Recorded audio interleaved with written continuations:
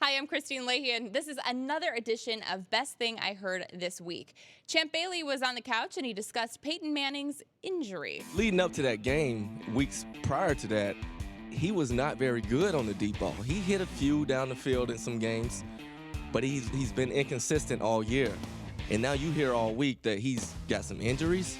That's only going to affect that deep ball even more. So now, as a defender, yeah, you're sitting on everything. I dare you to throw it up. So you look at a guy like Peyton, if he's banged up, it's going to affect him even more. So now you have to think, okay, it's a judgment call at that point because you don't know what Brock could do. You really don't know. Jim Jackson talked about women and blackmail in the NBA. When I was playing, especially a little bit later on, there were actually websites, blogs, or whatever it is, where women can go on and find exactly when you come in town, where you're staying. They would be at the clubs waiting. It would come to the hotel. It was all a setup game. It was a setup game to get guys caught up, one, either to exploit them for money. They would snap pictures of guys when they were asleep or doing things at a club. And again, if you didn't know, especially being a younger player at times, you would fall into that trap. And it's a shame that exploitation was there. But sometimes it was, it's bottom line, sometimes it was our fault too. Because what we go looking for as professional athletes opens up the door to have things like that happen. Charles Barkley weighed in on Kevin McHale's firing. Well, I just think Daryl Morey just screwed Kevin McHale. Obviously me and Daryl Morey don't like each other because he's one of those analytic geeks who think you get numbers win games instead of players. The guy just was in the Eastern Conference Finals 5 months ago, and he sucks after 11 games. I just think that's really unfair to Kevin McHale.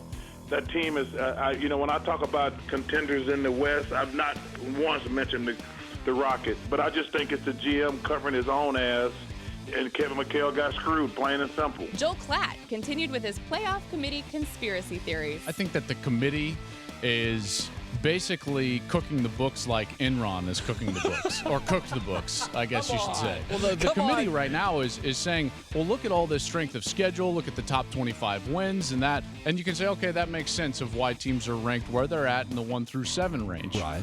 And then you start to look at the underlying issue of the quality wins, the opponents that they've played. TCU won a game, Colin, won a game in which their quarterback, who's a Heisman caliber quarterback, left with an injury. Their Bolitnikoff caliber wide receiver, Josh Dotson, also injured, and they won. Dropped 3 spots. Okay, so you think they're anti-Big 12? 100% they're anti-Big 12. There's 9 committee members that are 60 years or older. Okay, so 9 of the 12 are 60 or older. Like Cocoon. Yeah, and the only committee member that's under 50 years old is Kirby Huckett, the athletic director from Texas Tech. He's also the only person that is in defense or tied with the Big 12 on the committee. He's sitting at the kids' table. This is Thanksgiving dinner, and the old people are like, hey, kid, get over there. Your opinion doesn't matter. 8 of the 12 teams that run a pro-style or option offense are ranked higher in the committee's eyes than they are in the AP poll's eyes. It's crazy to me, this committee and the bias that they're getting away with, and because there's a one-party system here and there's only one television partner, no one wants to say it. And Peter Schrager let us know about a QB Chip Kelly is keeping his eye on. There was an opportunity to get your dream quarterback in Marcus Mariota. Now, what I'm told, he offered on the draft, he offered the first-round pick of the Eagles, which was in the 20s or the 15s, whatever it is, the second-round pick, any quarterback on our roster, and any defensive player. And the Titans said, no, we're going to draft Marcus Mariota. If he had said next year's first-round pick, the year after that first-round pick, he could have his guy, Marcus Mariota, and we wouldn't be worried about any of this. There wouldn't be this quarterback stuff. He wouldn't be in this holding pattern. He'd have his dream quarterback. This was the guy he wanted. There was no secrets about it. He was being subtle. He was being coy. But Marcus Mariota was the quarterback that Chip Kelly always wanted in his pro offense. And now it looks like it's never going to happen. And it just seems to me it was an opportunity miss. And I think people get gun-shy after the Robert Griffin trade. I don't want to mortgage my future. But guess what? Quarterbacks like that don't grow on trees. You go out and get one if that's your guy. This has been the Best Thing I Heard This Week. Tune in weekdays at noon Eastern.